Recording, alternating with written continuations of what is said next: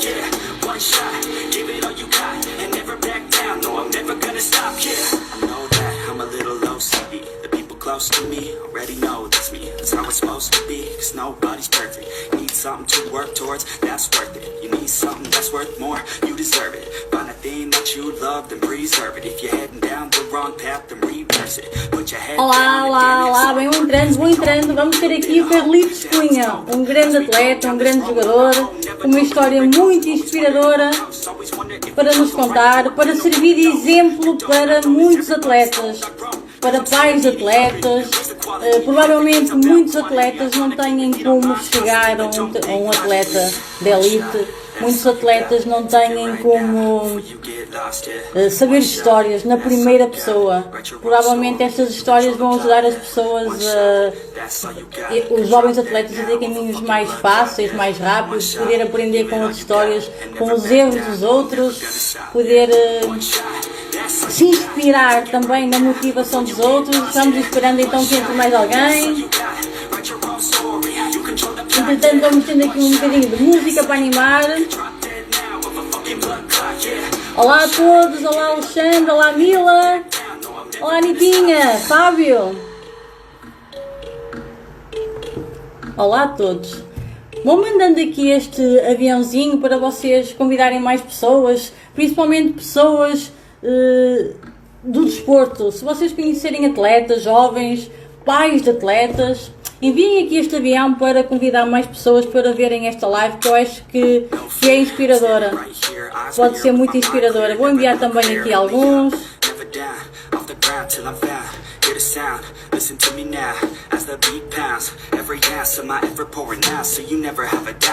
Olá a todos. O grande Carlitos, é verdade, o Carlitos, um grande ser humano, é verdade. É da minha terra, Carlitos é de Barcelos. Eu agora não moro em Barcelos, mas morei grande parte da minha vida em Barcelos. Por isso também fiz muita questão que fosse uma pessoa da minha terra, das minhas origens. Ainda por cima temos um atleta campeão em Barcelos.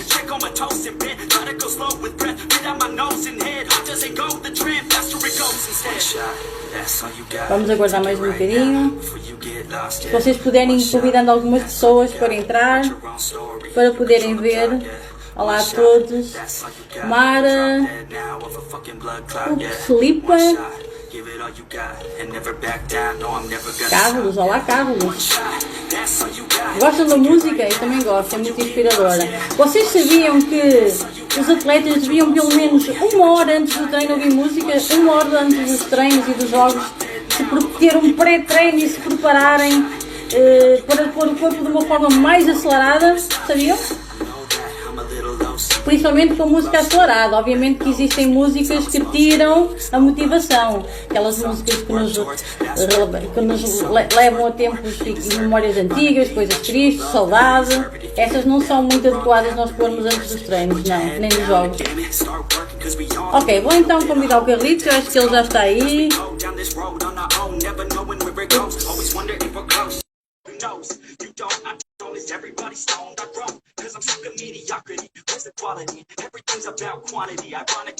Vou tirar então a música. Olá Carlitos! Olá, boa noite! Olá, boa noite! Desde já, muito obrigada! Muito obrigada por aceitares partilhar connosco a tua história, que provavelmente vai ser inspiradora para muitas pessoas. Principalmente o intuito de ter convidado para esta conversa, é porque, como eu também trabalho com os jovens, como eu queria também ficar com o registro de alguns atletas, e principalmente tu que és da minha terra, que somos de Barcelos, nada melhor do que uma história inspiradora, para eles terem também como referência, para eles perceberem o teu percurso, o que é que foi para ti difícil, quando é que tu percebeste que querias ser um jogador de elite, quando é que tu percebeste sequer que querias ser um jogador. Está bem? Desde já, muito obrigada por isso. Desde já, muito obrigada pelo convite. É um enorme prazer estar aqui. Obrigado pelo convite e tudo que eu puder ajudar. Estou aqui em primeira pessoa para contar um pouco o que foi a minha carreira e a minha história. Eu percebi, desde logo disseste que sim e agradeço por isso. Não tem nada que agradecer, Olha, eu que agradeço. Começava por te perguntar, como é que começou o desporto na tua vida? Aliás, como é que foi a tua infância? Bom, foi uma infância feliz. Sou eu e mais 3 irmãos. Infelizmente perdi o meu pai, tinha 2 anos. é verdade que tive algumas dificuldades na minha infância, mas tive uma infância muito feliz. A minha mãe sempre foi uma guerreira, foi mãe, foi pai ao mesmo tempo. Não posso mentir que aqui e ali tivemos algumas dificuldades, mas faz parte da vida, faz parte do caminho. Não foi por isso que não deixei de ser feliz e faz parte um pouco da nossa história de vida. A tua história de vida começou no desporto com que idade, Carlitos? Desde que eu me lembro, eu sempre pratiquei desporto. Eu estive na formação de Gil Vicente desde os 11 anos e até aos séniores. Desde que eu me lembro, sempre quis ser jogador de futebol. Aos meus 15 anos tive que aqui e ali abandonar um pouco porque tive que sair da escola para ajudar a minha família, a minha mãe e pronto, e felizmente as coisas continuaram a correr bem. Eu depois na altura fiz uns treinos nos séniores e o Mr. Vítor Oliveira gostou de mim e o Gil Vicente. Fizeste nos séniores no Gil Vicente? Exatamente, a minha estreia, aliás, o meu sonho era ser profissional pelo Gil Vicente, ser jogador do Gil Vicente e fiz a minha estreia com o Vítor Oliveira e pronto, felizmente as coisas foram correndo muito bem. O Gil Vicente propôs-me um contrato profissional, tirou-me do trabalho e pronto, a partir daí foi graças a Deus as coisas correram muito bem. Como é que eram os teus treinos? Lembras-te como é que eram os teus primeiros treinos da tua infância? Lembro perfeitamente. Eu lembro que eu trabalhava das 6 às 2 e eu estava com algumas dificuldades porque os treinos eu só conseguia treinar à tarde e eu levantava-me às 5h15 da manhã para trabalhar das 6 às 2 e depois os treinos começavam à volta das 4 horas e tive algumas dificuldades. Nos primeiros tempos foi muito difícil, eu não estava a conseguir conciliar isso tudo. Foi aí que na altura o Sr. Francisco Dias, juntamente com o Mr. Vítor Oliveira, que disseram, pronto, o miúdo parece que tem qualidade, vamos apostar nele. Mas foi muito difícil, foi uma adaptação complicada, porque não é fácil a transição de júnior para sénior, é uma transição um bocado complicada, é tudo muito novo e há 20 anos atrás ou 25 anos atrás ainda mais difícil era o que é agora. Os campos como é que eram, Carlitos? Olha, eu lembro que treinámos muitas vezes no Andorinhas, não há estas condições que há hoje, verdade seja dita, hoje as condições são muito boas, tanto para os miúdos como para os séniores, mas pronto, era uma forma de nos adaptar e adaptávamos bem, éramos felizes assim. Vocês queixavam-se disso? Vocês queixavam-se dos campos? Queixávamos aqui e ali. Eu acho que mesmo hoje em dia toda a gente se queixa, mesmo com os campos bons, e isso faz parte. É óbvio que aqui e ali os campos, principalmente no inverno, o estado ali no Ribeiro Novo, aquilo era impraticável mesmo jogar futebol. Mas pronto, foi uma questão de adaptação e já sabíamos e era a nossa profissão, só tínhamos que adaptar e antes de queixar tínhamos que ir para lá para dentro e dar tudo. Era isso. E vocês eram daquela geração que queria aqueles ténis de marca? Sim, e eu por acaso, os meus ténis, na altura, não escondo, era todos da feira. Eu e a minha mãe íamos à quinta-feira, mas ficava muito feliz e estou muito agradecido por tudo que a minha mãe me ajudou.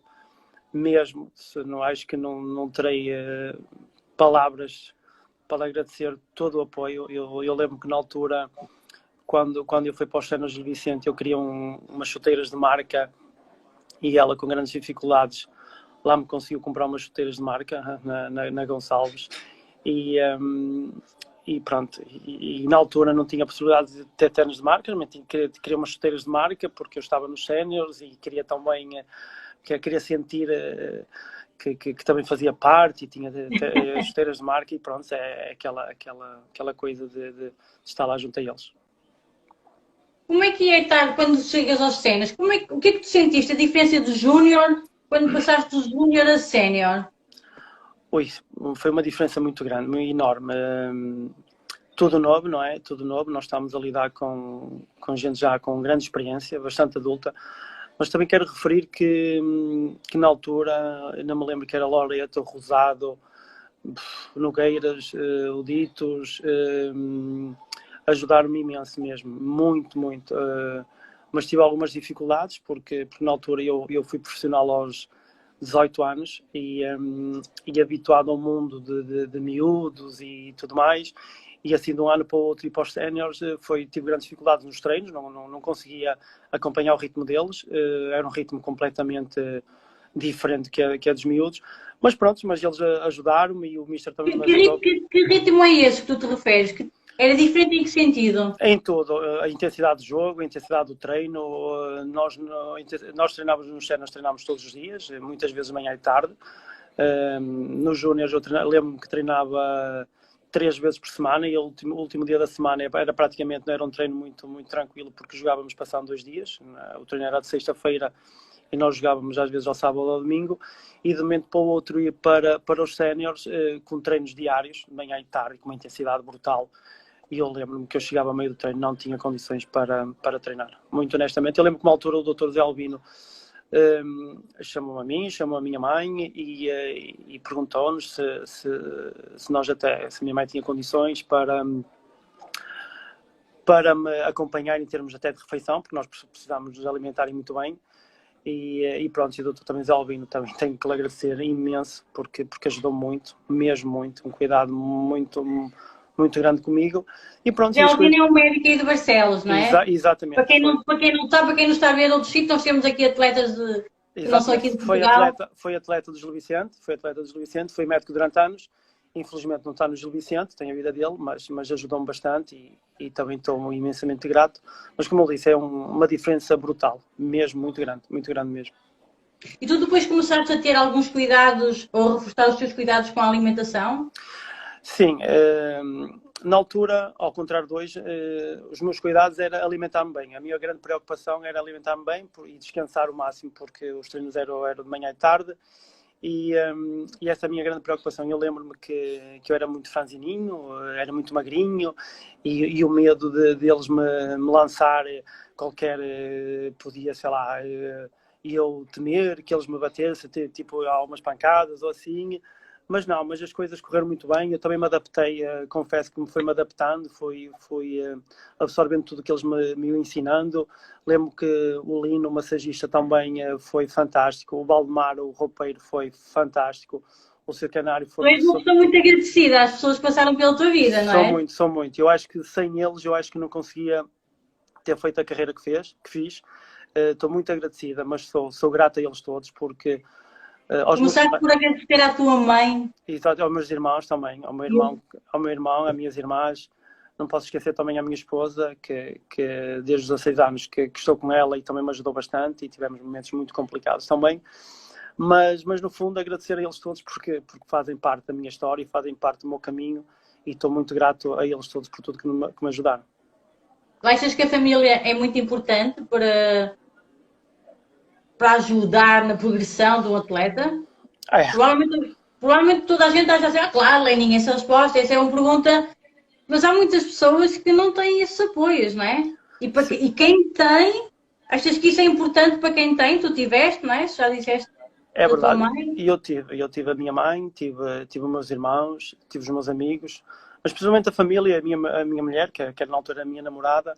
É óbvio que ela não tinha um conhecimento tal do futebol, a minha mãe também muito menos, mas tive o apoio sempre deles, que é importante e é óbvio que hoje é muito fácil dizer que é importante porque as coisas aqui e ali até correram bem, mas sempre estiveram do meu lado porque o jogo de futebol também passa por momentos muito complicados, momentos de grande tristeza e eles têm que estar lá para nos apoiar e para levar com tudo que de menos bom nos acontece também durante esse percurso.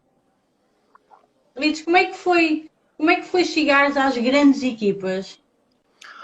Olha, foi uma transição também muito difícil. Eu lembro-me que aos meus 18 anos eu transferi-me para o Real Madrid B. Lembro-me que estava super entusiasmado, muito mesmo. Tive uma época no Gil Vicente fantástica e na altura o meu empresário Manuel Barbosa, como tinha grandes relações com eles, levou-me para lá e foi muito complicado para mim. Do nada deparei-me sem amigos, sem família, era treino casa e eu não conseguia ir para o treino porque chorava diariamente e foi para uma cidade completamente diferente. Eu lembro que eles me ofereceram um carro para eu andar e eu tive 3 dias que eu não sabia onde é que estava o carro e eu queria vir embora a todo custo porque porque eu no fundo também sou muito ligado às minhas raízes, aos meus, e perdi um pouco disso tudo. Por mais que na altura eu ganhava 250 contos no Gil Vicente, fui ganhar 4.000 contos e é óbvio que isso também tudo pesou, e fui para o Real Madrid B e toda aquela ilusão toda, mas eu cheguei ao fim de 4 meses, não consegui. A partir daí, pronto, tive ali uma situação complicada, depois não quis regressar lá, fiquei algum tempo sem jogar, 6 meses, depois voltei ao Braga. E O pronto, que é que tu sentias mais falta, Carlitos, quando estiveste lá? O que é que para ti foi mais difícil? Por isto, porquê que eu faço esta pergunta? estás à vontade. Porque há muitos atletas que mudam de país, não é? Mudam de cidade, deixam a família, deixam os amigos. E eu trabalho até com alguns que estão a ter imensas dificuldades e esse está a ser um dos bloqueios para conseguirem até terem mais sucesso na carreira. Provavelmente, quando estavam no país deles, até tinham muito sucesso e chegam lá fora, por tudo isto que tu disseste, estão a ter imensas dificuldades. O que é que tu sentiste mais aí? O que é que tiveste dificuldade em lidar? Falta de apoio. Eu na altura estava lá o secretário, que me ajudou bastante, que estava na equipa A. Falta dos amigos, falta de nós no balneário. Eu sou uma pessoa muito extrovertida e gosto de brincar no balneário, e ali sentia-me completamente sozinho. Eu entrava no balneário, por mais que a língua fosse espanhola e nós percebêssemos, mas eu não conseguia falar com ninguém, poucos falavam comigo, e eu ia para o treino a chorar, e eu saía do treino a chorar, e eu não tinha apoio. Sentias falta da família? Completamente. Na altura não havia Facebooks, Instagrams, não havia o que há hoje, que é muito mais fácil, e tive grandes dificuldades. Passei um momento muito complicado, que eu cheguei a uma altura lá e disse a eles que não conseguia. Eles na altura até me disseram, mas tu ganhas bem e tal, e não sei o quê. Eu disse que o dinheiro para mim não é tudo. E quero voltar a Barcelos, quero voltar ao Gil Vicente, e pronto, mas no fundo senti a falta dos amigos, o apoio da família, e isso para mim foi matar-me. A equipa lá conseguiu-te integrar bem? Sentiste que foste bem recebido pela equipa? Ou sentiste também a equipa não te recebeu bem? Sentiste isso? Olha, eu não quero... Eu tenho que ter cuidado com as palavras que vou dizer, porque é complicado. Um jogador ir para lá para fora...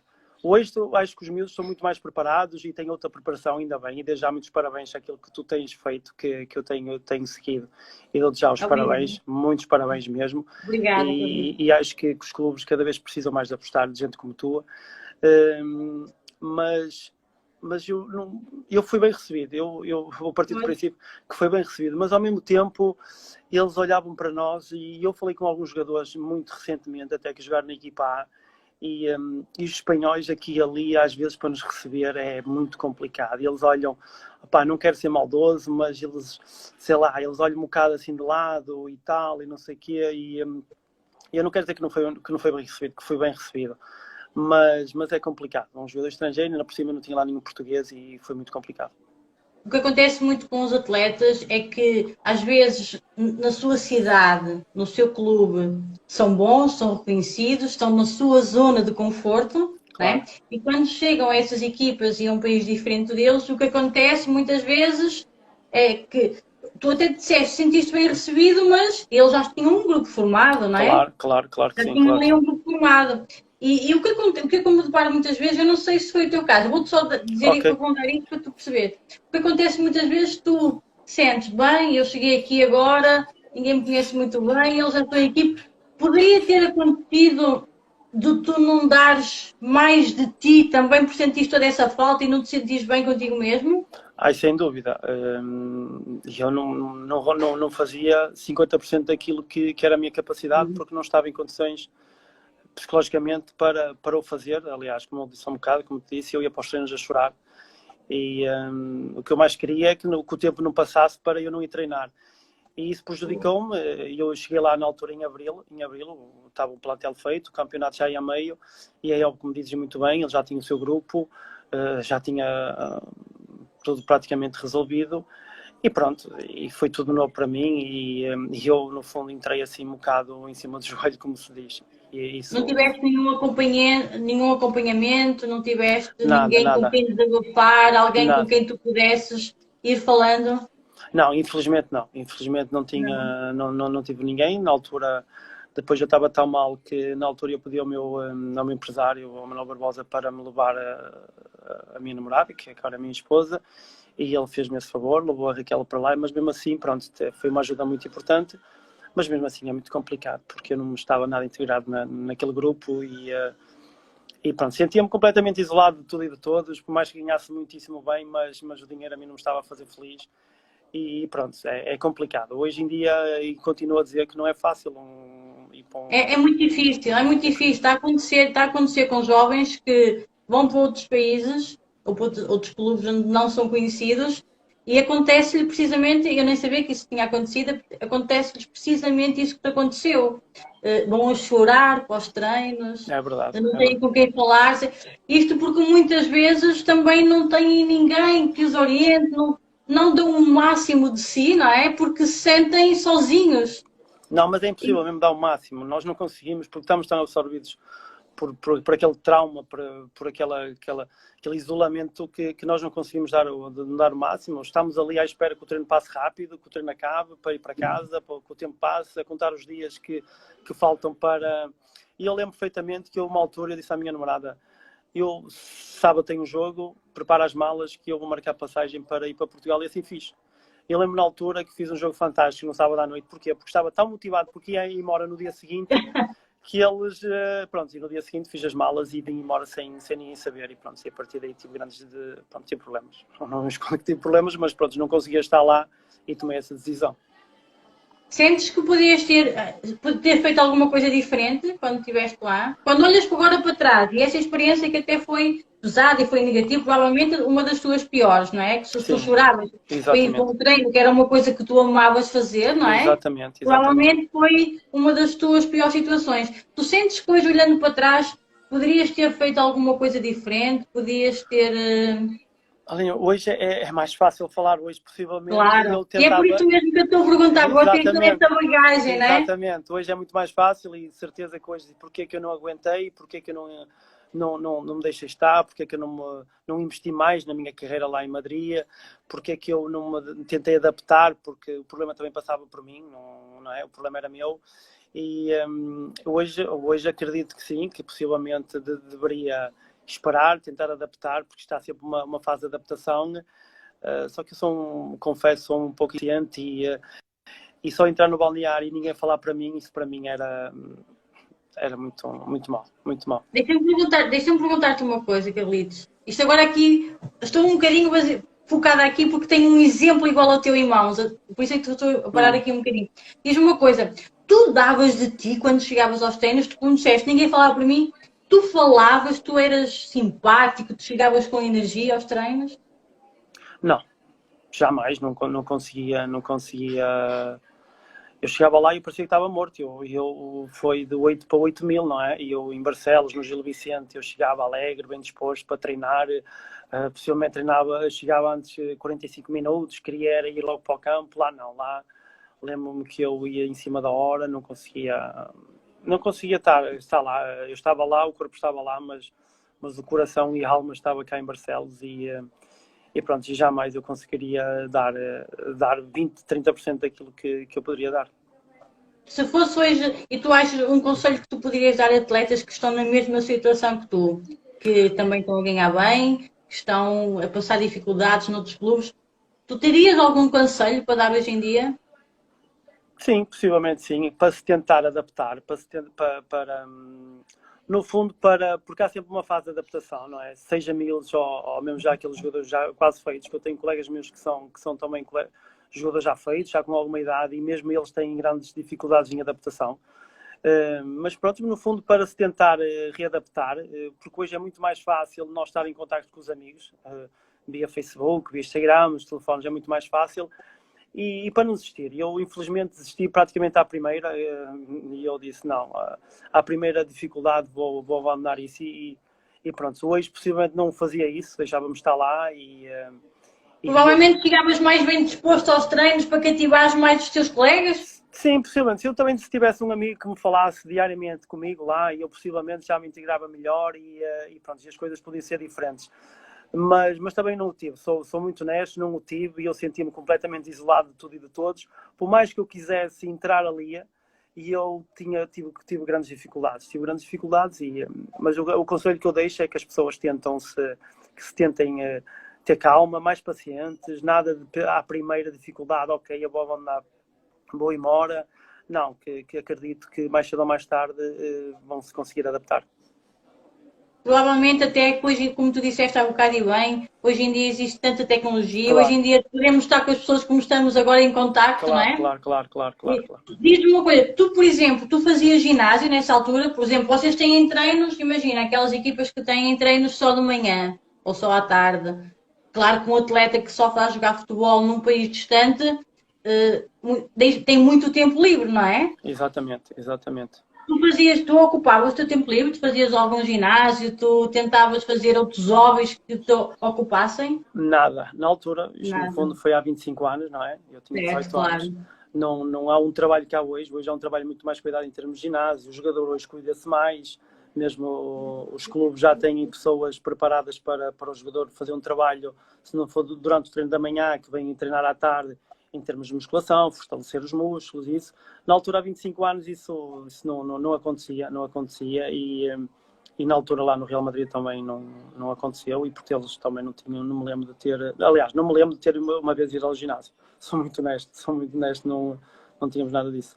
Essa é uma das coisas que eu tento passar muito aos jovens atletas, principalmente aqueles que estão fora, que é, se o dia está a ser difícil, se têm treinos à tarde ou se têm treinos só de manhã e que lhes está a custar muito, tal e qual como te custou a ti, é ocuparem os dias deles a fazerem ginásio, a reforçarem aquele treino off-season, né? Aquele treino que ninguém vê, que é Claro, muito sim. importante fazer, isto até para eles terem mais aptidões que os outros, não é? Sim, que depois no fundo vai dar frutos, não é? Treinar no fundo nos bastidores para depois se sentirem muito melhores e chegar ao campo e no fundo se ocuparem, também que é preciso ocupar, não é? Que eu na altura tinha muito tempo livre e a minha ocupação no fundo era passar os dias praticamente em casa ou no centro de estágio do Real Madrid e isso, pronto. Hoje consigo falar melhor e desta forma, mas porque antigamente não conseguia, mas era importante, isso era importante e é muito bem visto a tua parte, sem dúvida. E então, e depois, aprendeste o quê com essa experiência lá, essa experiência tão pesada? O que é que tu trouxeste para cá de bagagem? Trouxeste alguma coisa? Trouxe que eu precisava voltar a ser feliz, precisava estar ao pé dos meus, precisava voltar a ter aquela alegria de ir para os treinos e a partir daí, pronto, regressei ao Gil Vicente e, regressei a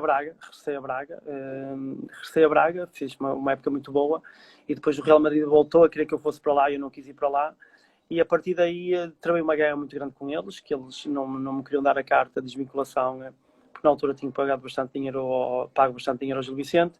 E eu fiquei 6 meses sem jogar e depois foi muito complicado. Lembro que na altura fui para o Jorge Jesus, veio-me buscar para o Estrela da Amadora. Os últimos 5 meses da época que eu tinha ficado 6 meses sem jogar, as coisas não me correram bem. E pronto, e mais uma vez regressei à minha casa, ao Gil Vicente, que me recebeu de braços abertos, que tenho mais uma vez a agradecer a eles todos, ao seu presidente na altura, que era o seu Francisco Magalhães.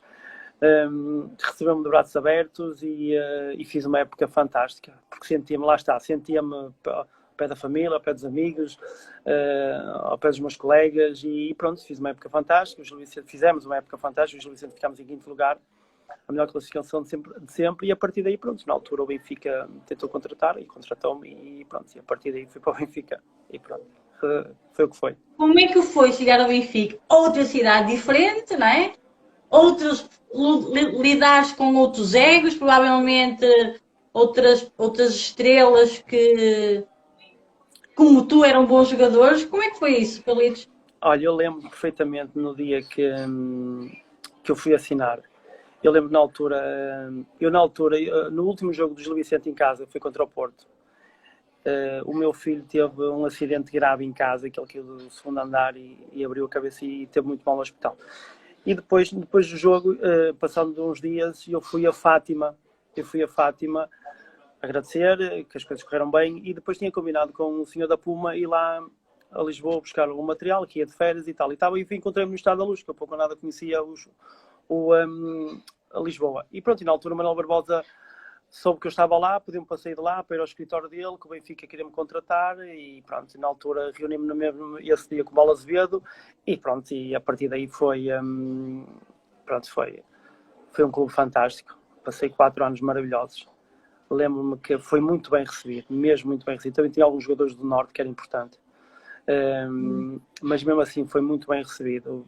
Tive lá pessoas que me ajudaram imenso. Aliás, os jogadores lá do Norte são muito bem recebidos e eles até gozam um pouco com a nossa pronúncia e pronto, e lá está. Sinceramente foi um clube que me marcou bastante, jogadores, e fui aprendendo com eles também quis aprender com eles, observava, aprendia, foi fantástico, foi 4 Tu anos. eras daqueles atletas que perguntavam aos outros, olha, e isto e aquilo, como é que se faz? E como é que se faz melhor? Vocês trocavam informações e partilhavam coisas entre vocês? Ou eram muito mais individualistas? Era Não, cada qual... cada qual, cuidado que às vezes não é assim como as pessoas, com todo o respeito, porque Sim.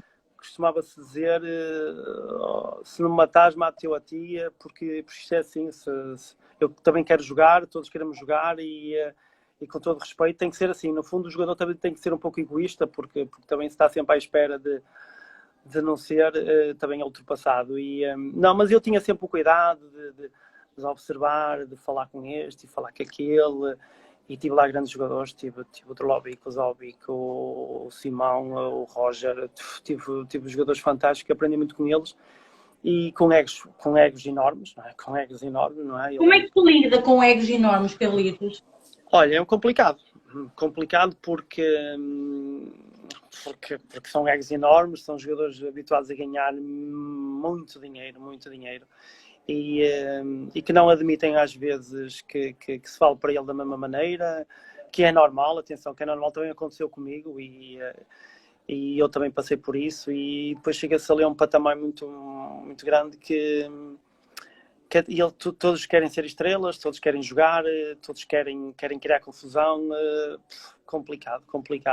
Mas foi uma fase complicada também do Benfica, foi uma transição, Bola Azevedo, Vilarinho, Luís Filipe Vieira, Estádio Novo, andávamos a treinar em Massamá, no Estado Belenenses, e também foi anos complicados para o Benfica, mas pronto, eu estou muito grato a eles que me deram a oportunidade, tive treinadores fantásticos, aprendi com treinadores fantásticos também.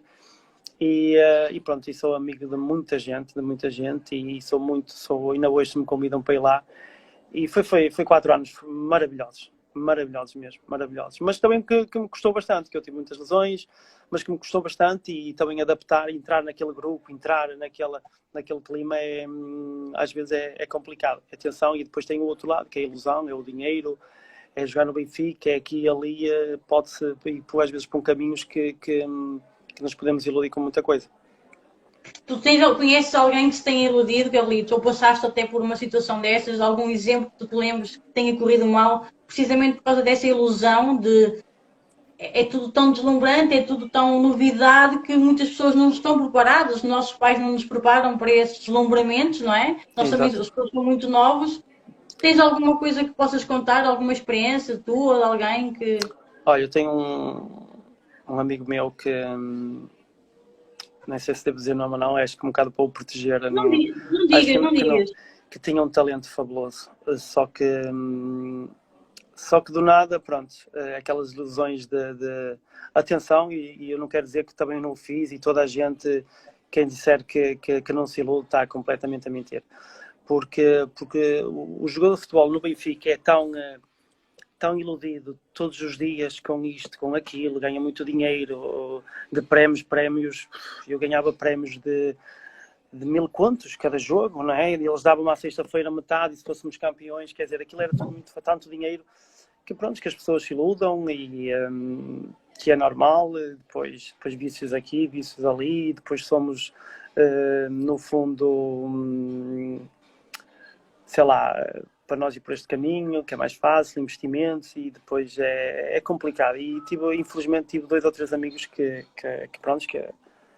lá está, são fases da vida, são ilusões que todos temos, e que no fundo perderam-se, e hoje, infelizmente, pronto, estão a pagar o preço dessas situações. Não quer dizer que eu também não pudesse entrar, atenção, eu estou a dizer que é preciso ter muito cuidado. Claro. Na tua opinião, por não saberem gerir o dinheiro, isto falando mais abertamente, de gastarem tudo o que tinham e não juntarem, provavelmente de começarem a ver muito dinheiro e começar a relaxar para os treinos e a começar a fazer outro tipo de coisas? Olha, eu até vou falar com uma experiência a minha, não é? Eu também ganhava muito dinheiro no Benfica e depois nós entramos ali num círculo que é muito dinheiro e já o foco do treino, do jogo, já não é tão a 100%, porque nós ganhamos tanto dinheiro, também faltam 15 dias para o final do mês, eu vou tirar o meu... E eu até falo contra mim, porque poderia realmente até me focar mais, investir mais em mim, investir mais na minha carreira, mesmo tendo uma carreira que me sinto feliz. Mas pronto, eu a partir do segundo ano tive o cuidado de dizer não, esse não é o caminho e vou ter que ter outro rumo e foi o que aconteceu e felizmente todo o dinheiro que eu ganhei tentei investir, tentei comprar casas e pronto, eu hoje felizmente tenho gostado de turismo e pronto, porque há colegas meus que infelizmente, que é normal, volto a dizer que às vezes é normal, não estão preparados para iludir-se com muita facilidade e é fácil iludir também. Sim, é fácil. Hoje em dia os atletas ainda, sabes, infelizmente ainda não estão muito preparados também para lidar com o dinheiro. Infelizmente também ainda se vê muito alguns atletas que começam a ganhar bem e as prioridades deles são os carros, são as coisas de marca. É claro que não são as idades, eu sei que é a geração, mas eu acho que também é uma componente que faz muita falta aos atletas e aos jovens atletas terem isso em mente, não é? Porque um atleta de elite tem que ser elite e tem que ser um atleta de alta performance em todas as áreas da sua vida, não é?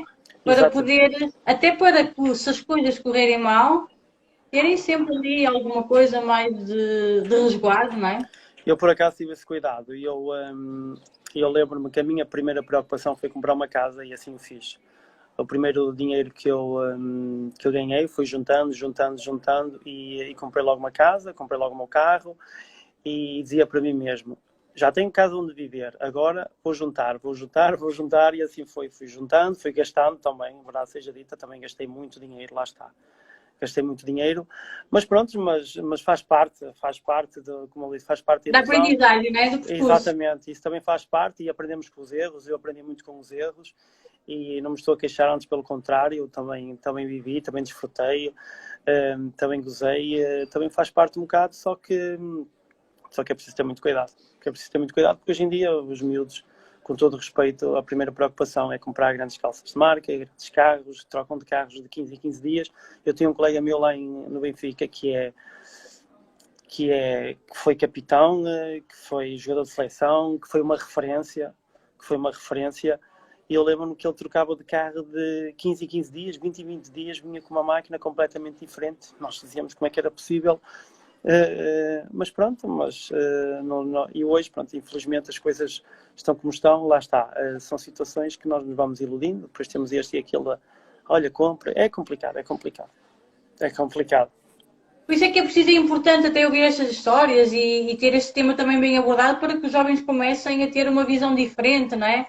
Das coisas, por isso eu tocar um bocadinho nisso. Olha, diz-me aqui uma coisa, qual é para ti o pior lado da vida de um atleta de alta competição? É as lesões. E eu também falo por experiência, eu tive problemas de muitas lesões musculares. Porque nós às vezes dizemos que o pior lado é não jogar. Não, o pior lado é nós não conseguir treinar, nós não conseguir estar diariamente no campo, no balneário com eles a partilhar o treino, a rir do treino, sei lá, acho que é o pior lado do jogo de futebol, porque nem é perder, porque é óbvio que perder também é mau, mas é as lesões realmente são de facto o pior lado do jogo de futebol. Vocês faziam, no teu tempo vocês faziam muita prevenção de lesões? Não, sinceramente não, infelizmente não. Hoje é completamente diferente, mas infelizmente não. Hoje está tudo muito mais avançado, infelizmente, mas na altura não se fazia muita prevenção, lá está, nem pouco ou nada se ia ao ginásio. Tiveste muitas lesões, Carlitos? Tive bastantes lesões, tive, se não me engano, aí umas 15 lesões musculares. Eu lembro-me que, com uma altura, o Mr. Camacho virou-se para mim e perguntou o que é que se passava comigo, porque eu treinava, rasgava-me ao fim do mês, voltava devagarinho, começava a jogar, num treino, tinha outra vez lesão muscular e na altura até me aconselhou fazer uma biópsia, fiz uma biópsia, o que é que se passava comigo. E estava tudo tranquilo, era desequilíbrios musculares e, como eu disse, também facilitei em relação a isso. Mas pronto, mas depois acho que ainda consegui ir a tempo aqui e ali, porque comecei a ter outra preocupação em mim e cuidei muito melhor e felizmente ainda consegui jogar ao mais alto nível durante mais alguns anos. Provavelmente então será esse um dos conselhos que também possas deixar para os jovens atletas fazerem prevenção de lesões, Sim, entendendo que é o pior lado do atleta, não é? prevenções, cuidar-se, alimentar-se muito bem e descansar, e acho que esse, de uma certa maneira, e no fundo acreditar, é o segredo para o sucesso. Estou muito mais próximos do sucesso se cuidar, se resguardar, se alimentar, se prevenir esse tipo de lesões. Qual era o melhor lado da carreira de um atleta como tu? O melhor lado era sentir-se útil, jogar, sentir-se útil, chegar no final dos jogos e saber que as coisas correram muito bem. Fizemos um jogo fantástico, fiz um jogo fantástico. As pessoas chegaram ao pé de ti e dar os parabéns. Acho que esse era o melhor lado. É um lado fantástico. Acho que não há sabor igual a isso. Nós sentir-se útil no plantel, numa equipa e sentimos valorizados. Esse é o melhor lado. Sem dúvida alguma. Reconhecimento, não é? Para ti é importante o reconhecimento. É verdade, é verdade, é verdade. Como é que vocês lidam? Como é que tu lidavas com a frustração quando perdias? Complicado. Lá está, tínhamos a família que também estava ali para nos ajudar e acho que também quem lidasse bem com a frustração de quem perder, também as coisas também não estão no caminho certo, não é? Tem que haver aqui e ali. Quando se perde, as coisas não podem estar bem. Mas acho que toda a gente reage da mesma maneira, reage triste, chateado, zangado. Não quer dizer que toda a gente seja assim, mas há várias formas de reagir. Mas sentia frustrado, sem dúvida alguma. Tu tinhas alguma estratégia para lidar com a tua frustração? No fundo era tentar, eu lembro-me que quando jogava muito mal, eu queria rapidamente é que o dia passasse, não pensar no jogo e já pensar no dia da manhã, treinar. E nem gostava de ver o jogo que eu fiz, e nem gostava de ver o jogo que eu fiz, já amanhã esquecer e começar já no campo a preparar o próximo jogo. Isso é que eu queria fazer o mais rápido possível, era a minha estratégia.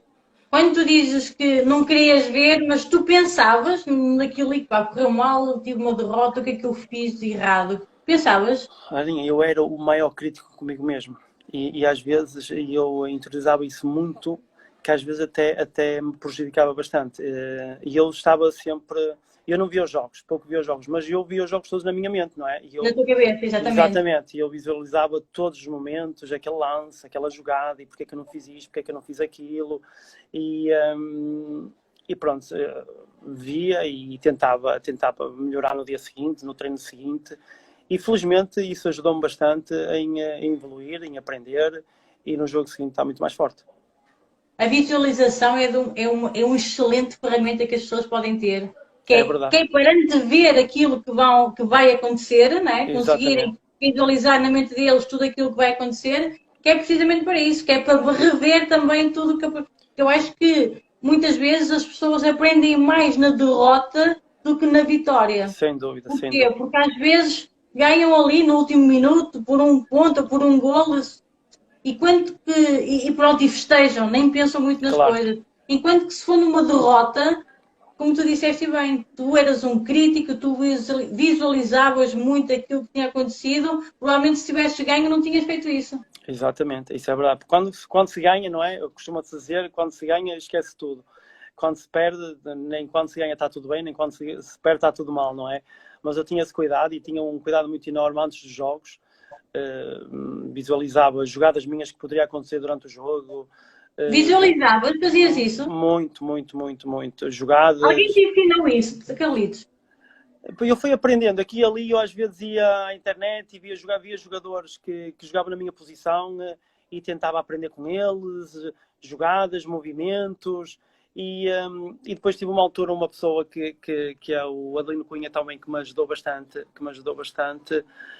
que eu também tive uma fase um pouco complicada em relação na altura das lesões, E pronto, e visualizava bastante. Eu via jogadas, eu via golos, eu via as pessoas a festejar, eu via as pessoas a saltar para cima de mim, e eu via eu a fazer esta jogada, aquele golo, e isso ajudou muito. E eu às vezes eu tinha jogadas que acontecia que eu parecia que já tinha visto aquela jogada em mim, antes do jogo. Não, não parecia. Tinhas visto mesmo? Tinha visto mesmo, exatamente. E aquilo era Tu tão fazias automático. tantas vezes este exercício, tu tinhas visto mesmo. Exatamente, aquilo era tão automático que às vezes durante o jogo aquilo já estava tudo na mente, que saía muito, muito melhor, tudo automático, porque já tinha visualizado antes das coisas acontecer. Isso também me ajudou bastante. Isso é uma ferramenta para quem nos está a ouvir, quer seja atleta, quer não seja, a visualização tem um potencial máximo mesmo em muitas coisas na nossa vida, não é? E depois as coisas acontecem. O coisa é que as coisas acontecem lá dentro. Nós visualizamos antes e depois as coisas acontecem e saem perfeitamente daquilo que nós vemos antes das coisas acontecerem. É incrível. A nossa capacidade de visualizar, imagina, estou a visualizar qualquer coisa. Quando eu estou a visualizar isso e consigo visualizar isso está-me a dizer que eu sou capaz disso. Se eu consigo ver, é uma coisa que eu tenho capacidade de a fazer, por em prática. Pode não sair tão bem, não interessa, mas se eu consigo visualizar aquilo, isto quer dizer que eu consigo pôr aquilo em prática, porque eu sei como é que é. Se eu estou a visualizar, eu estou a fazer o esquema. Exatamente, não é? E já estou-me a preparar. As pessoas às vezes não fazem este pequeno exercício, que é uma coisa tão simples, podemos fazer no nosso dia a dia. Por exemplo, imagina, tu vais ter algum acontecimento importante na tua vida. Se as pessoas pararem uns minutos antes ou no dia anterior e visualizarem na sua melhor versão, a fazer a sua melhor jogada ou a ter a sua melhor atitude, se visualizarem a fazer isso, quando chegarem à altura, provavelmente a probabilidade de estarem lá muito perto da sua melhor versão é muito grande. Sem dúvida. Concordo perfeitamente e isso aconteceu comigo. Isso aconteceu muitas vezes comigo. Engraçado. Exatamente. E ninguém isto veio da mente de um atleta campeão, não é? Ninguém te ensinou isso. Nada, porque eu gostava de ver jogadores, no fundo, que jogavam na minha posição, tentava sempre observar antes dos jogos para aprender esta jogada e este golo, como chutava, como vinha para dentro, como vinha para fora, como cruzava, e depois visualizava a fazer aquilo e visualizava as pessoas a marcar um golo e as pessoas a gritar, a chamar o meu nome. Isso, no fundo, motivava-me para pensar que eu estou preparado e vou para lá para dentro, porque eu já vi esta imagem em mim e as coisas vão correr bem. Não sei se era mau ou era bom. O que é certo é que eu me sentia muito bem com isso e muitas vezes funcionava. Isso é um dos segredos das pessoas de alta performance. Isso é um dos segredos. E aqui está mais uma prova, sem ninguém te ter ensinado, que realmente seguir e ouvir estas pessoas é a prova de que aquelas pessoas que querem mesmo longe arranjam estratégias. Exatamente. Eu sempre acreditei e acreditei muito em mim e quis trabalhar muito porque eu no fundo também dependia do futebol. O futebol no fundo deu-me tudo. Eu, se não fosse futebol, eu tinha que ir trabalhar, como trabalhei aos 15 anos. E pronto, e no fundo também arranjei essa estratégia para fazer parte do meu caminho, da minha história e que me ajudou bastante. É engraçado, deixa-me dizer, é engraçado que tu às vezes nos teus vídeos dizes coisas que se passaram perfeitamente comigo e não um bocado eu estava a ver as músicas antes do jogo, aquelas músicas que nos motivam, que nos metem o sangue. Não é? Exatamente, e por acaso é engraçado que eu adorava meter músicas eu lembro que na altura metia sempre aquelas músicas do Rocky 4, aqueles não sei o quê, aquela música alta para estar vivo, para me sentir vivo, preparado para o jogo, e é engraçado que muitas das coisas que tu dizes é perfeitamente certo e acho que ajuda bastante. Ainda bem. Isso faz sentido e está provado. Por exemplo, imagina, se nós, por exemplo, quando vais-te fazer um jantar romântico com a tua esposa, tu queres uma música que te leve para uma zona mais relaxada, mais, não é? Quando nós estamos, toda a música é adaptada à situação, à circunstância, não é? Por exemplo, claro que a melhor forma que um atleta tem, claro que cada caso é um caso, e há atletas que não, ficam ansiosos demais e preferem acalmar, não é? Ter ali uma música, mas provavelmente essa ansiedade é porque ainda não estão no ponto de ser um grande atleta, porque têm que conseguir gerir sem música, porque há alturas em que as pessoas não podem ouvir música, não é? Mas um excelente pré-treino é precisamente esse, começar a acelerar o nosso corpo. E como é que a gente acelera o nosso corpo? Ouvindo música que nos acelera, que nos motiva, não é? É um estado de pré-treino. Eu tive um colega meu que era o Pierre, o holandês, o Van den Donk. Os holandeses, por hábito, tinham lá na Holanda, eles metiam músicas antes dos jogos, uma música muito alta. E na altura, quando o Tony veio substituir o Zé Mourinho, ele antes dos jogos metia a música num som brutal, só que as coisas também não estavam a correr bem para nós. E eu lembro na altura o Tony dizer: o que é que se passa? A música, nós não ganhámos e não sei o que, antes de um jogo e não sei o que. Mas isto era a forma dele se motivar. Era a forma mesmo dele se motivar, e ele disse: se vocês não me deixarem ouvir música, eu não vou jogar. Mas o que é que ele teve que deixar ouvir música? Porque era a forma, mas é verdade. E hoje muitos treinadores, e muito aquilo que eu vejo, antes dos jogos, os jogadores metem músicas que eles querem para se motivar, e acho perfeitamente normal e muito bem. E muito bem. Por exemplo, o saltar. Saltar é uma forma de ativarmos o nosso corpo. Imagina aqueles saltinhos, Sim, exatamente. Existem tudo aquilo que nós conseguirmos fazer para nos ativar a nossa aceleração, quando vamos para uma competição, que requer muito de nós, a nossa energia, não é? Tudo isso são truques que estão provados mesmo que funcionam, sabes? E há muitos treinadores que diziam antes de começar o aquecimento: malta, começarem a saltar, vivos, começar a mexer. Estou a ver muita gente parada, e é verdade, as pessoas têm que logo se sentir a saltar, movimentar, para aquela genica toda. Sem dúvida alguma, concordo contigo a 1000%. Diz-me uma coisa, tocaste aí num ponto dos treinadores que ainda não falamos. O que é um bom treinador para ti? O que é que foi um bom treinador para ti? Quais eram as características que tu sentias que para ti eram importantes? Para aquele treinador que te conseguia tirar o melhor de ti? O que é que esse treinador tinha? Tiveste algum treinador assim? Eu, felizmente, tive grandes treinadores. Tanto a nível no campo, como a nível de cabeça, e a maneira como cativava o jogador. E eu tive treinadores fantásticos que em termos de estratégia, técnica, trabalhava muito bem, e tive outros. Eu tive um treinador que eu, na minha opinião, considero um dos melhores treinadores, porque não era aquilo que, com todo o respeito, não era aquilo que nós treinávamos. É óbvio que era importante treinar bem fisicamente, e treinávamos muito bem fisicamente, mas ele tinha uma capacidade nas palestras dele, puxar os jogadores para o lado dele, que o jogador, quando saía da palestra, antes do jogo, dizia: nós vamos ter que morrer por ele. Porque ele mexia lá, mas é verdade, ele mexia de tal maneira, que nós sentíamos que estávamos com ele até à morte, acreditávamos nele. E tive treinadores que no fundo, eu tive treinadores que ajudam muito o jogador, que às vezes o jogador também, quando não joga, e eu acho que é um treinador que seja só um bom treinador dentro do campo, acho que lhe falta ainda qualquer coisa. E tive treinadores que eram grandes treinadores dentro do campo e fora dele, que isso para mim é super importante. Isso é muito importante, não é? Um treinador conseguir apanhar a sensibilidade daquele jogador. Não quer dizer que nos treinos não tenha que falar de igual forma. E fala, e dá duras, e dá o que tiver que dizer, e não sei o quê, mas também há aquele lado que, como eu já tive, puxa-nos para o lado: o que é que se passa contigo, o que é que tens, o que é que está a te preocupar. E tive alguns treinadores que tenho que agradecer, porque o Mr. Vítor Oliveira também foi um que me lançou. Tive grandes treinadores, e tenho que agradecer muito também ao Mr. Vítor Oliveira, porque foi uma das pessoas que me lançou no futebol profissional. Tu és um agradecido por natureza? Porque foi que a minha mãe me ensinou a agradecer às pessoas que nos ajudam, e sou muito grato a todas elas, porque tudo que eu fiz no futebol foi com a ajuda também das pessoas, dos meus colegas, dos meus amigos, de toda a gente, e estou muito grato. Se não fosse eles, também não tinha conseguido fazer a carreira que fiz, por mais que acreditasse, por mais que quisesse, mas eles também são uma parte importante do meu sucesso. E sabes o que é que eles te ajudaram? Porquê?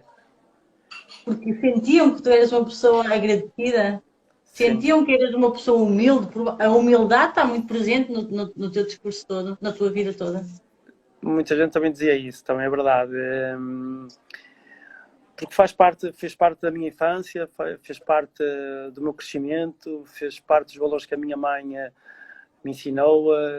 Como ele disse, eu tive uma infância muito feliz mesmo, mas com algumas dificuldades.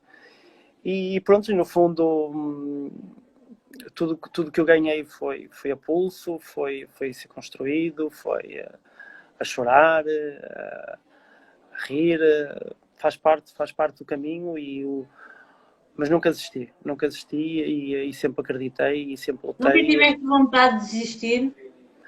Olha, eu vou dizer, eu tive vontade de desistir do futebol quando eu regresso ao Gil Vicente, porque eu tive aí uma situação, entre aspas, complicada, porque na altura eu sou transferido para o Belenenses e as pessoas não perceberam nada daquilo que aconteceu. E eu regresso e fui, não é? O Gil Vicente, na altura, a situação do caso de Mateus, 10 por causa dessa situação, e eu na altura vou para o Marítimo e o Marítimo não cumpre nada daquilo que me tinha prometido, e o Belenenses, o Jorge Jesus na altura ligou-me, eu falei com o presidente do Gil Vicente e o Gil Vicente não tinha dinheiro para pagar na segunda. O que é certo é que eu estava a jogar e estava no fundo a sentir que eu e a minha família estávamos a ser insultados, entre aspas, por aquilo que se passou, e foi a única vez que eu tentei, que eu pensei que ia acabar a minha carreira antes do final da época. O que é certo é que as coisas correram bem, nós conseguimos subir a divisão, fomos campeões, e também já agradeço a todos os adeptos do Gil Vicente, a todos os sócios, a todas as pessoas de Barcelos que muito me ajudaram também, que eu fui criado no Gil Vicente, na formação, estou muito grato a eles todos. Tive diretores, o Sr. Pimenta, o Sr. Armindo Leite, o Mr. Zé Torres, o falecido Gerardo, que me ajudaram, o falecido Zé Palheiras, porque estou muito agradecido a eles e a todas as pessoas de Barcelos, a todos os simpatizantes. Espero um dia poder, tenho um sonho de ser presidente do Gil Vicente, espero que... estou-me a preparar, espero que daqui a 2, 3 anos consiga cumprir esse objetivo, esse sonho, não quer dizer que o vá conseguir, mas vou-me preparar para ele. Parabéns por perceber que o teu sonho... Eu ia-te fazer uma pergunta no final, que já percebi, eu ia perguntar, o Carlitos vai parar algum dia? Eu acho que nunca parei. Eu, no fundo, é óbvio que o restaurante absorve-me e estou com outro projeto também que vamos iniciar na próxima semana, que vamos fazer obras para outro restaurante.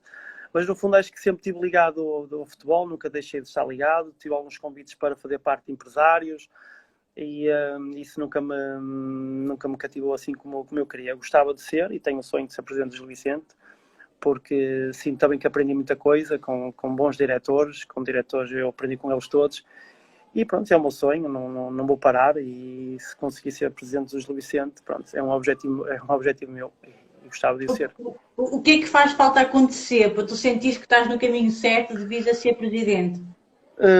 Preparação. Eu neste momento até estou a tirar um curso de dirigente. O Gil Vicente também passou uma situação complicada. O Gil Vicente está muito bem entregue ao Sr. Francisco Dias, está a fazer um papel fantástico. Eu também não quero ir contra ninguém, não quis ir contra o Sr. Fiuda, que na altura, enquanto ele era presidente, disse-lhe a ele que gostava já de ser presidente do Gil Vicente, nunca quis ir contra ele, não quero ir contra o Sr. Francisco Dias. O meu caminho, quero fazer o meu caminho, quero criar condições para mim, para a minha família, para quando chegar a esse momento esteja preparado. Ótimo. Olha, diz-me uma coisa, então... Estamos a falar de transições. Tu, quando deixaste o futebol, também tiveste uma transição, não é? Uma transição de carreira. Tu preparaste para essa transição? Não me preparei de mínima coisa alguma. É complicado. Aliás, até tive a semana passada, há 15 dias, aqui um colega meu, Fernando Aguiar, que também... E ele estava-me a contar a história que teve uma depressão muito enorme depois de acabar a carreira. E eu também acho que não cheguei a esse ponto, porque eu tinha o restaurante que me absorvia, que eu ia para aqui, ia para ali, mas senti muito mal. Senti falta do cheiro do balneário, dos meus colegas, da adrenalina dos adeptos, dos treinos, das brincadeiras, dos jantares. E é doloroso. É doloroso nós passar 17 anos, eu fui 17 anos profissional, e de uma hora para a outra... acabou tudo, e agora o que é que eu vou fazer? E isso é uma transição muito complicada, e tenho muitos amigos meus que dizem o mesmo e têm passado por situações muito complicadas mesmo. Tinhas feito alguma coisa diferente se hoje em dia, ou provavelmente na tua mente começaste a preparar-te mentalmente para essa transição? Achas que fazia sentido? E eu não estava preparado, porque eu sempre pensei que ia jogar mais um ano. Eu sinceramente pensei que ia jogar mais um ano, e situações que aconteceu que não vale a pena agora estar aqui a dizer. Eu pensei que ia jogar mais um ano, estava convencido porque tinha feito até uma boa época, fomos campeões, subimos para a primeira, mas as coisas não se proporcionaram, e não estava preparado, porque se soubesse que estava preparado, preparava-me de outra maneira. Talvez tinha investido no outro lado, mas eu também sempre quis acabar a minha carreira no Gil Vicente, e não estava minimamente preparado, nada. provavelmente tinhas feito, se tu soubesses, tinhas feito uma preparação quer a nível mental, quer a nível profissional? Talvez, talvez. A profissional, eu abri o restaurante, não é? Eu abri o restaurante e pronto. Mas a minha vida é o futebol e eu às vezes digo ao Jorginho que por mais que faça parte do restaurante, não é? Que eu e ele somos sócios, a minha vida é o futebol.